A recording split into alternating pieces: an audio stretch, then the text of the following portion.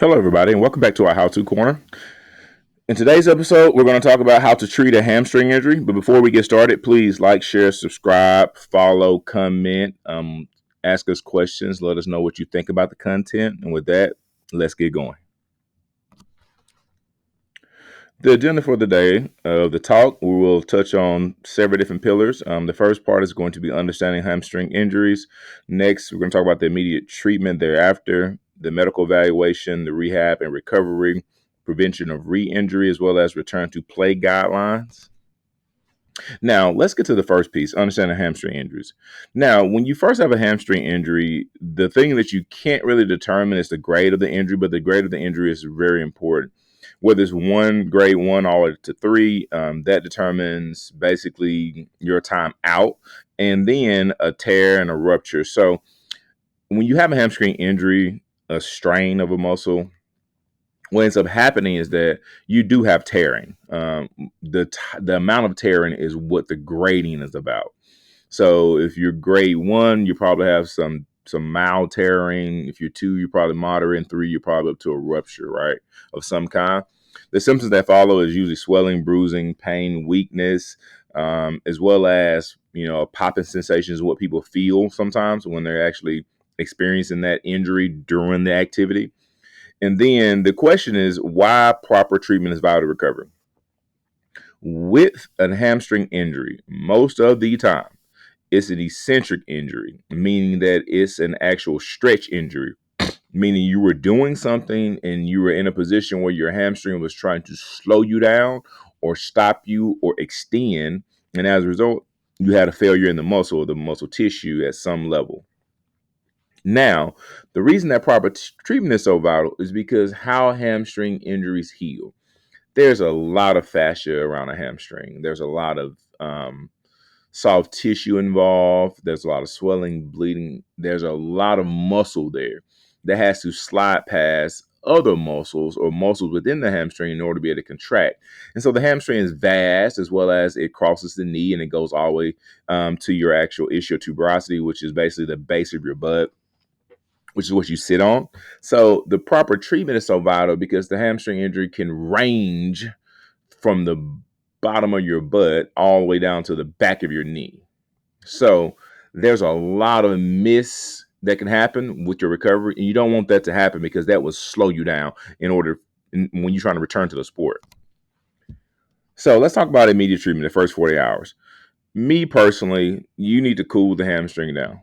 Cool it down, get off of it, stop activity, wrap it, elevate it, try to stop it from bleeding. Because after a tear, that muscle is definitely bleeding. You need to cool it down as much as possible. Try to get it to a point of where the bleeding has stopped, as well as the swelling is going down. Because when you do that early, what happens, you're able to get into the next phase of healing as quick as possible. And then your body's able to kind of sort of remove all the damaged tissue and kind of do its thing. And that allows you to be able to start on the right leg of recovery, right?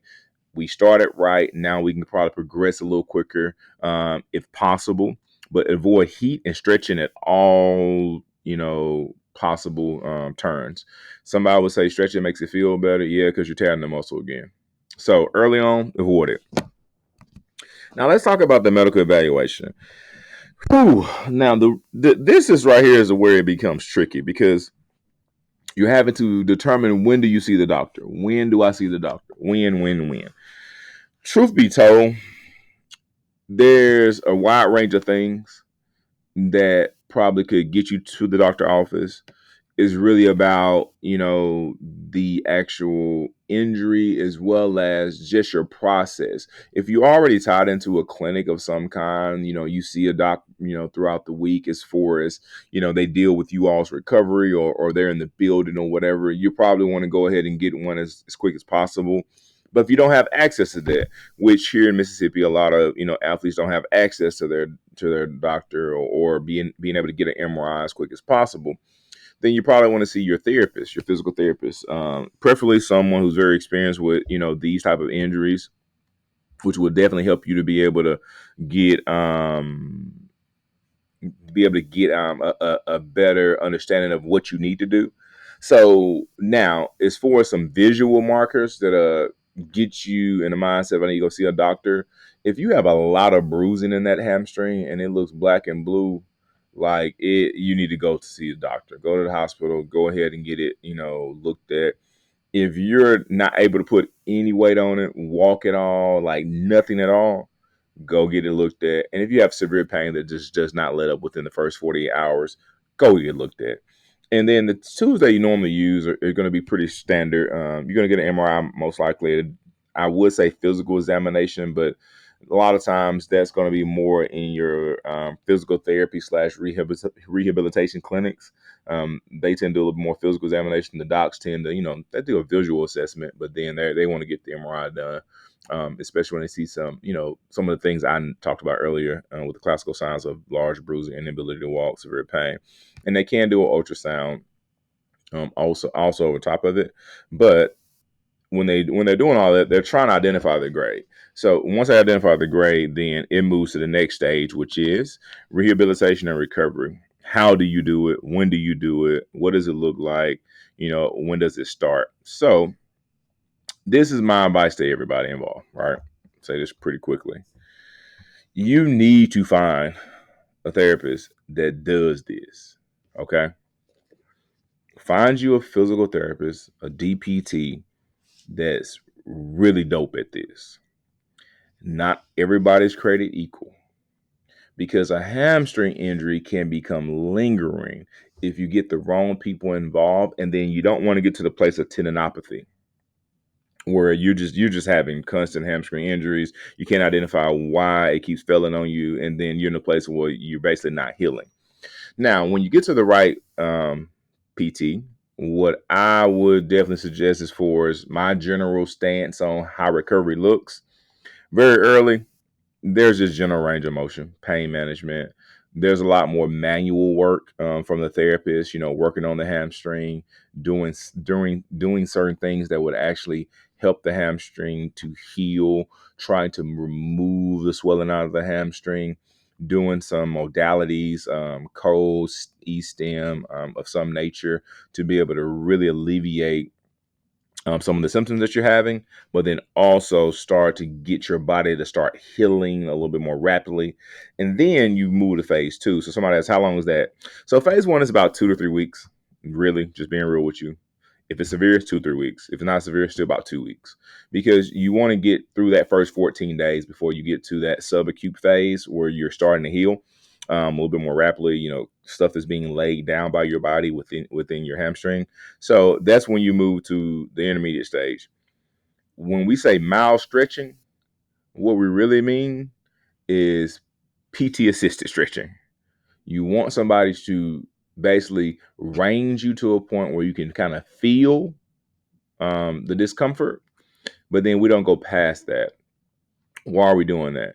We're just making sure that we don't have restrictions or basically lack of range of motion or any type of adhesions that can form in the hamstring. So they don't want to push through them. We just want to be able to gradually range it to a point where once you get to your full range of motion with your hamstring, for most people 0 to 5 degrees, then you get to a space of being able to progress to the low impact strengthening slash real strengthening, right? But that low impact strengthening is a lot of isometrics, holds, maybe some partial hamstring involvement, some bridges, something like that. Then the next phase is phase three. That's the advanced stage. This is why you got to have somebody who knows what they're doing, because eccentric strengthening for a hamstring can be a little complex for people, because sometimes you think you're just essentially strengthening the hamstring only, when truth be told you need to fortify things around it, because most likely you have an imbalance of some kind somewhere. So there goes that skill. But balance, stability work, sport specific drills after phase three to test it, to see how you respond to it the day after and 40 hours after that. And then the rehabilitation tends to progress from there. Sorry, guys, I know that was a long-winded part, but that is really important part. Now, prevention of injury and recovery, or prevention of re-injury, and then the recovery, or the proper way to be able to recover after your workouts or before you start your workouts, how to be able to warm up. Just come up with pretty much a standard, warm up, cool down routine. Regular hamstring strengthening and flexibility training is important. You want to stay on the program that you got back and they got you back to playing the sport you're playing. Balance training, avoid quads, hamstring strength and balance, like I talked about before. There's an imbalance somewhere. You're doing too much quad work, not enough hamstring work. And then gradual return to sport with professional guidance. You got to have somebody who does this, man. You just need to. I'm gonna say this, it doesn't mean they have to be in a pro building or have to be, you know, somebody of note. You just need to ask people who know, like the athletes who've got injured before, the people who've dealt with this, who came back from it, and they'll point you to some people, and it may surprise you. You may find people that are, like, wow, I didn't know this person even existed, right? Because you need to have people who are there for you, who are trying to particularly get you to what you need to get to, not because it actually gives them any advantage, in the sense of trying to move their career forward. It's more about, hey, I'm gonna do my job. You're my result. So if I do a great job, other people will find me, right? But find your person. Now, return to play guidelines. Obviously, man, pain is your guide. You want to have pain. That's pain. You want to have you don't want to have pain free movement. You don't have any pain. Like, honestly, there should be percentages of how you start back to run or get back to the activity, right? Literally. Sometimes you gotta have people on your team who stops you from you because you'll do something stupid and hurt yourself. Full strength flexibility restored, yes. Need to have some level of actually marked improved strengthening that has occurred, as well as your flexibility, not just static hold, but your dynamic stuff. Can I do foot sweeps? Can I do 10 mans? Am I able to stop, start, turn, lateral shuffle? Am I able to actually burst, slow down? Things like that. And the ability to sprint, jump, cut without discomfort, like I just stated, clearance from medical and rehab professional. You need that clearance. You need somebody who's telling you, yep, you look good. These are the markers. These are the milestones. Not because it's 100% perfect, but because it's a way to be able to make legitimate measurements so you won't be back on the training table injured. In conclusion, summary, proper treatment equals safe, quicker and safer recovery. Yes. Key message: don't rush, man. Hamstring injury needs patience. You cannot rush yourself back from a hamstring injury. It's just one of those things that I don't care how great of an athlete you are. If you try to rush back, guess what's going to happen? It's going to fail again. I can promise you. It's just what it is. That muscle and the way we were made just is just open to injury and re-injury. So you need to make sure that you fortify before you get back going. And last but not least, take care of what take cares of you, right? Your body, your temple. Take care of it. Make sure it's in a place that it needs to be at. Make sure you're doing everything you can to put it in a space of, hey, this is what's keeping me playing. This is what's keeping me going. I'm responding well to it. My body is responding well to it. And I need to be consistent, because if you take care of it, it will take care of you. And then last but not least, man, if you have any questions, please let us know. Thank you so much for making this point of the video. Find us on all platforms. We release so much content. There's so many things that we pushed out and put out. And honestly, the only thing we're doing is trying to educate and share information. For us, it's all about getting as much information out there as possible in case people have questions. And if you're looking for us, you can find us at our website using the link you see there, or you can contact us on our social media, DM us on Instagram. We're also on TikTok, as well as other platforms too. So with that being said, hope you have a blessed one. I'll catch you in the next one.